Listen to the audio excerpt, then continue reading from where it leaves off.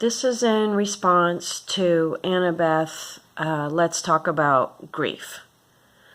I'm a youth minister, and I've done a lot of work with teenagers, and in our community we recently had a death where Nora Rose from the Global Truth Center, Dr. James Mailman's daughter, passed, and she was a golden light. I mean, she had everything that everybody would ever want in a young lady. Spunky, outspoken, graceful, beautiful, long flowing blonde hair, pretty. She wrote music, she sang, she stood up to her dad. Like, she was just this wonderful, awesome girl. And she was a twin with her brother William, and just a light, and human, you know, not cheerleader girl, but like real, you know, kept it real, and loved and adored by all. And she passed. And Annabeth made a video, and Annabeth is another youth counselor for the camps, and Annabeth is a light. Beautiful, passionate, dedicated, fearless, and she's in tears. And she put a YouTube video out called Let's Talk About Grief, and cried the whole time. Thank you, Annabeth, for being genuine and real and honest. And Annabeth was talking about a couple of other people that have passed, and how her heart is aching, and how November and December seem to be difficult months, more suicides, you know, just a lot of that. And she was asking, like, how do you deal with grief? So, for me, and then this whole camp stuff, it's all Centers for Spiritual Living, and that's metaphysics, and we teach about the truth, and we teach about the universe and energy and love and vibration and frequencies. So what I know, and I have to say this right now, so Nora got in a car accident last Sunday night, and on Thursday she took her last breath. On Sunday, her dad, which is today, got up in front of the whole congregation and gave his Sunday talk. And it's about, regardless of how he's feeling, he still knows the truth. And this teaching is solid because it's helping him move through this million pieces of his heart being shattered all over the place. And he adored her, of course. So he got up in front of us. Most people wouldn't even show their face. He put the message, he put the announcement out on Facebook, and he got up in front of the congregation and online, globaltruthcenter.org, look it up, and said, I know this is my truth. So Annabeth, to answer your question, how do I deal with grief, is, I was thinking about it this week because I'd done a lot of prayer work, and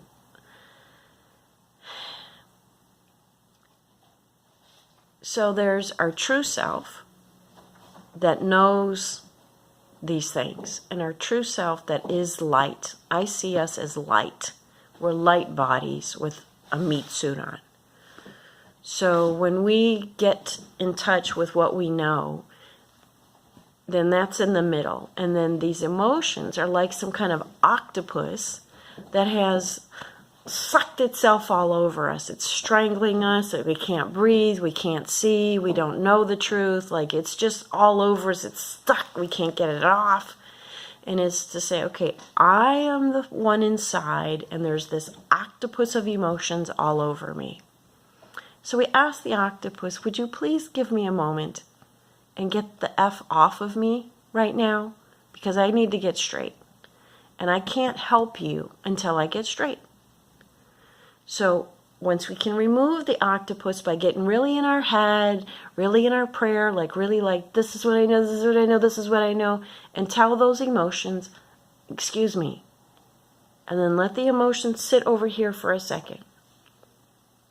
And then know our heart.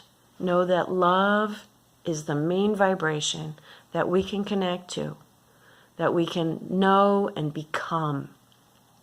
Because if we're all light, then this is temporary. This little outfit that we get to wear is temporary. For me, after we die, we get to go back home. That's the lucky one. This is like a tour of duty. If you notice, it's not completely comfortable and wonderful all the time. Even though our job here is to create heaven on earth, heaven in heaven is probably a lot nicer. We become one with the light. So even science is catching up that there's light frequencies within each cell. So if I am light now, I'll be light later, and I probably was light before this experience started. So connecting with the light and understanding that love never dies, and that every person that we've ever loved that has passed away, or that there's been a misunderstanding of, and we don't, talk to them anymore, but we really did love them, and love stays. That's something that we should invest in, we should create, because that carries forward. So we get back into love and we say, Nora is love, Nora is light. And she was light already, so now she's even brighter light, and she can probably do greater works on the other side. I don't know, but that's my guess. And then we say, okay, now I remember, now I get it. Okay, and what do I do with this ugly octopus? So the subconscious work that I do, these are called parts. So they're parts of us. So this octopus with its ball of emotion, this grief octopus, has anger, fear, loss, trauma, discomfort, just this it's death is ugly. There's no two ways about it. It is ugly. So we say, okay, octopus, it's me and you, pal. I'm going to hang out with you. I'm going to take care of you. I'm going to nurture you. I'm not going to ignore you. I'm not going to shove you down, because that's the thing that doesn't work. Because when the octopus gets shoved down, it's going to get bigger and kind of nasty, and it's going to poke out at any time that you don't need it to be poking out. So you just say, octopus, we can cry in the shower. Octopus, I'm going to take you for a walk, and we're going to be sad together. Octopus, I'm going to take up swimming, or, I'm going to go to the cemetery and visit once a week, or, we kind of make a deal with the octopus so that we can be with the octopus. And grief is a jacked up thing. It'll come when you're at the grocery store because you see the can of corn that they liked, or somebody will say something and it'll sound like them. Or you'll see someone who has a similar hairdo and you'll be like, oh, no. Or, Annabeth gave the example, like, oh, I wanted to share this with my friend, and then, oh no, her friend's dead. And the more we nurture the octopus and be with it, because it's kind of a random thing, we can't control it and we think we're losing our mind. Like, I'm going crazy now. I can't open a piece of mail. I can't return a call. I can't function. I don't want to take a shower. Like, why is everybody behaving normal? Don't they know my person's gone? Like, the world does not go, like, what? It's just really confusing, because the mind, and then that why question needs to just get thrown right out. Because there's no answer, and if you did come up with an answer, it wouldn't be valid enough or good enough to take that person out of our life. So do not even entertain why. Why this happens to why. Just why you get lost, because you're going to drive me crazy. So why is not a part of the equation. So we hang out with the octopus and we take care of the octopus. And when we're nurturing the octopus and taking care of it, it won't overwhelm us as much. Because it'll be like, okay, it's not time for the shower yet, or it's not time for the walk yet. I'll try and hold it together so other parts can function and do. when the pain is reduced, the spirit body can come in.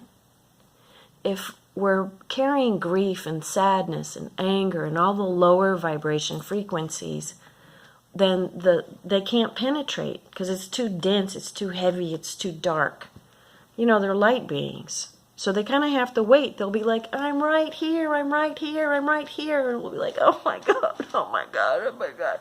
Of course we can't see them. But once we're like, oh,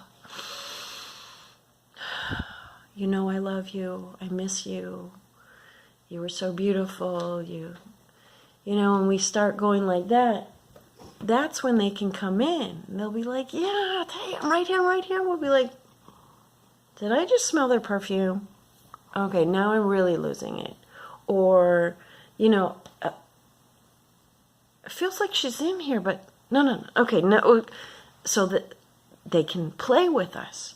My dad, I have a video on this, and my dad sent all these mailmen after he passed. And I kept seeing mailmen all over the place. I'm like, was there a sale on mailmen? Like, why is the mailman in the grocery store? Why is a mailman here? Why is it, like, there's too many mailmen around. What's going on? And it dawned on me, because one guy came with a mustache and glasses like my dad. And I'm like, oh my God, all these mailmen were my dad saying hi to me. So when the grief can subdue, or there's a certain percentage where it's not so heavy, we'll be able to communicate with them and see them. And that becomes a lot more fun because we realize the illusion of separation is not true. So that's how I deal with grief. I turn it to an octopus, and I say, Octopus, you sit over there. Let me get my act straight. Let me figure out. Let me remember. Let me recall. Let me feel. Let me become. And then from there, I can take care of you. Annabeth, thank you for being vulnerable. I love you. You're very beautiful. And Nora is with us. I know it. I can feel it. And please watch the Global Truth Center. This is December 2nd. If you ever want to see a man with great balls, like tremendous, fearless, watch Dr. Mellon's service from today. He rocks, man. That guy he's God. He is being God today, to stand in front of all of us, vulnerable, and say, I still know the truth. So let's know the truth together, because it's in community that we can find strength and do the healing work.